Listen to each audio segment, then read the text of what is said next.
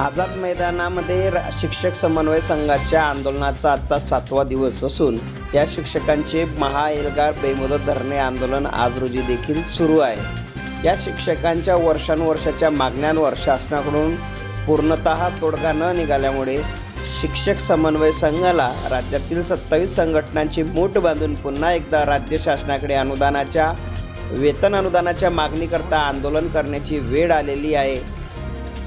बघूया याबद्दलचा ग्लोबल न्यूजचा सविस्तर रिपोर्ट।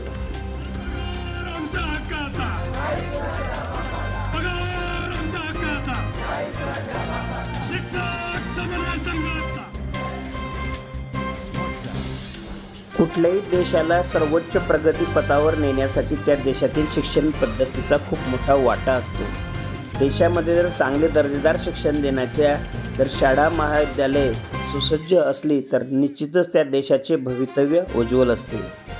भारतामध्ये आपण आज नामांकित शिक्षण संस्था पाहत असताना एकीकडे महाराष्ट्र राज्यामध्ये विना अनुदानित शिक्षण पद्धतीमुळे पूर्णतः विना अनुदानित शिक्षण पद्धतीखाली कार्यरत असणाऱ्या शिक्षक तथा या शाळा महाविद्यालयातील कंबरडे चांगलेच मोडलेले आहेत। खरं तर ग्रामीण भागामध्ये या विना अनुदानित अंशतः अनुदानित शाळा दिल्यामुळे ग्रामीण भागामध्ये मुलामुलींच्या शिक्षणाचा दर्जा शैक्षणिकदृष्ट्या वाढताना जरी बघायला मिळत असला तरी प्रामुख्याने त्या ठिकाणी ज्ञानदान करणारा शिक्षक आज आपल्या हक्काच्या मागण्यांसाठी गेल्या 8 दिवसापासून आझाद मैदानामध्ये बसून आहेत। सरकारे येतात, सरकारे जातात, प्रत्येक सरकाराकडून कमी अधिक प्रमाणात एखाद्या मागणीवरचा न्याय त्या ठिकाणी दिला जातो। पुन्हा नवीन सरकार आल्यावर पुन्हा या शिक्षकांना सारखं आंदोलन करावं लागत आहे। खरं तर हे कुठेतरी थांबलं पाहिजे, मात्र त्यासाठी न्याय शासनाकडून मिळाला पाहिजे।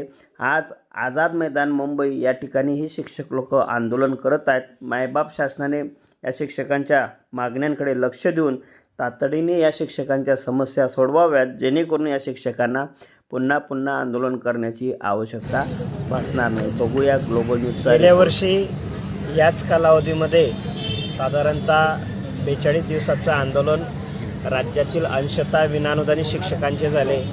या आंदोलनामध्ये महाराष्ट्रातील ग्रामीण भागातील विशेषतः मोठ्या संख्येने शिक्षक वर्ग या आझाद मैदानावर लढ्यासाठी उभा झाला। त्यावेळेस मायबाप शासन या शासनातील सर्वसामान्यांचे मुख्यमंत्री जे ग्रामीण भागातील जनतेचे प्रश्न जाणून आहेत, ग्रामीण भागातील समस्या त्यांनी जवळून बघितल्या आहेत, त्यांनी या शिक्षकांच्या आंदोलनाच्या कालावधीमध्ये ज्या वेळेस शासनाकडून कुठला सकारात्मक प्रतिसाद सुरुवातीच्या आंदोलनाच्या 2 ते 3 आठवड्यात आला नाही आणि ज्यावेळी हा विषय माननीय मुख्यमंत्री साहेबांकडे गेला, त्यावेळेस माननीय मुख्यमंत्री साहेबांकडे हा विषय जात असताना मराठा कुणबी समाज संघटनेचे नेते आदरणीय तुकारामजी शिंदे साहेब यांनी आझाद मैदान या ठिकाणी आलेले जी 15 ते 20 हजार शिक्षक जी मोठ्या संख्येने आकाशवाणी आमदार निवासात इकडे तिकडे झोपलेले आहेत, बऱ्याच जणांना आमदार निवासात राहण्याची व्यवस्था नाही, महिला शिक्षकांची संख्या त्यामध्ये प्रचंड आहे, लहान 4-4, 5-5 वर्षाची 2-2 वर्षाची लेकरं त्यामध्ये आहेत। अशा शिक्षकांचा प्रश्न मिटवण्यासाठी ॲडव्होकेट तुकारामजी शिंदे साहेब यांनी वर्षा बंगल्यावर शिक्षकांचं एक खूप मोठं आंदोलन बऱ्याच दिवसापासून सुरू आहे आणि त्याला आपल्या सरकारने न्याय द्यावा या भूमिकेतून या शिक्षकांच्या प्रश्नाला वाचा फोडण्यासाठी सुरुवात केली व आदरणीय शिंदे साहेबांच्या माध्यमातून माननीय मुख्यमंत्री साहेबांकडे आपण ऐन दिवाळीच्या कालावधीमध्ये गेलो आणि त्यावेळेस माननीय मुख्यमंत्र्यांनी शिक्षकांचा प्रश्न समजून घेऊन शाळांना अनुदान तर एकदा अनुदानास पात्र झाली तर अनुदान मिळत असतं, मग तुम्ही आंदोलनाला का बसले? म्हणजे या राज्याच्या मुख्यमंत्र्यांना हा सर्व विषय माहिती आहे की एकदा जर शाळा अनुदानावर आली तर त्या शाळेला पुन्हा अनुदान मिळवण्यासाठी आंदोलन करण्याची कुठलीही गरज भासत नाही। मात्र या ठिकाणी परिस्थिती अशी झाली आहे की शासनाने गेल्या वर्षी 1160 कोटी रुपये वेतन अनुदानासाठी मंजूर केले। काल आमचं शिष्टमंडळ माननीय शिक्षण मंत्री साहेबांना भेटलं। माननीय शिक्षण मंत्र्यांचं म्हणणं त्या ठिकाणी असं की आपल्याला गेल्या वर्षी जे 1160 कोटी जे पहिल्या टप्प्यासाठी जे मिळालेत, म्हणजे ज्याला काहीच नाही त्याला 20%, ज्याला 20% होते त्याला 40%, आणि जे 40वर गेल्या वर्षी होते त्यांना 60%, यातला बराचसा पैसा खर्च झालेला नाही. आता प्रश्न हा उभा राहतो, वर्षपूर्ती होण्याकडे वेतन अनुदान टप्प्याचं आलेलं आहे, पैसा खर्च झाला नाही. याचा अर्थ प्रशासनाकडून शासनाला माहिती देण्यामध्ये किंवा वेतन अनुदानाची प्रक्रिया करण्यामध्ये प्रशासन कुठंतरी कमी पडलंय का? आणि प्रशासन जर कमी पडत असेल तर याचा फटका जे आज वर्षपूर्तीनंतर पुढच्या टप्प्यासाठी जी शिक्षक म्हणून द्यायचा. खरं तर ही प्रक्रिया मी या माध्यमातून आपल्याला सांगू इच्छितो की 2014-15 पासून मूल्यांकनाची प्रक्रिया आजपर्यंत सुरू आहे.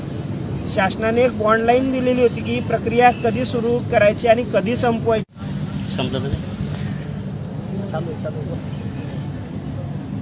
माननीय शिक्षण मंत्र्यांचं मत असं आहे की आधीचा जो 1160 कोटीचा टप्पा आहे तो सर्वांना आधी लागू करू द्या. आमचं स्पेसिफिक म्हणणं असं आहे की हे प्रक्रिया आजपासून सुरू नाहीये.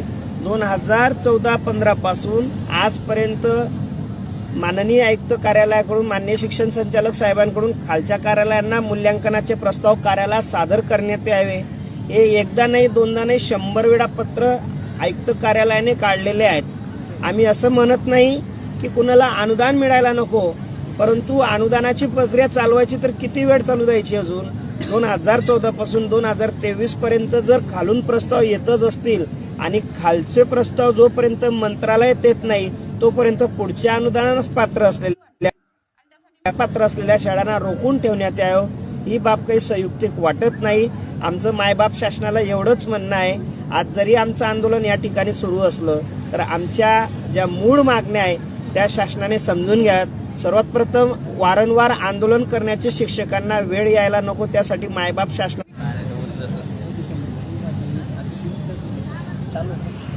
चालू येतं. मायबाप शासनाला आमची एकच विनंती आहे की माननीय शिक्षण मंत्री महोदयांनी वारंवार शिक्षकांना आंदोलनाची वेळ येऊ नये यासाठी 19 सप्टेंबर 2016चा शासन निर्णयामध्ये दुरुस्ती करून सरसकट शब्द काढून यापुढचे टप्पे शासन नियमित करेल. एवढं जर त्यामध्ये दुरुस्ती केली तर मला वाटतं जे माननीय शिक्षण मंत्र्यांचं स्वप्न आहे की विद्यार्थी हा आमचा प्राधान्यक्रम आहे, आमची तेच इच्छा आहे की माननीय शिक्षण मंत्र्यांचं स्वप्न, माननीय मुख्यमंत्र्यांचं स्वप्न आमच्या शिक्षकांकडून पूर्ण झालं पाहिजे. चांगला महाराष्ट्र घडवण्यासाठी आमचा हातभार त्यासाठी लागला पाहिजे. आमचा आंदोलनात वेळ खर्ची व्हायला नको, त्यासाठी माननीय शिक्षण मंत्री, माननीय मुख्यमंत्री साहेबांनी या वेळ वाया जाऊ नये म्हणून तात्काळ त्यांनी शासन निर्णयात दुरुस्ती करावी. त्यासोबत पुढील टप्पे शिक्षकांना मिळण्यासाठी कोणतंही आंदोलन करण्याची आवश्यकता भासणार नाही अशा स्वरूपाचा ऐतिहासिक निर्णय करावा. आणि शिक्षकांच्या मनातले तर ते आदर्श शिक्षण मंत्रीच आहेत.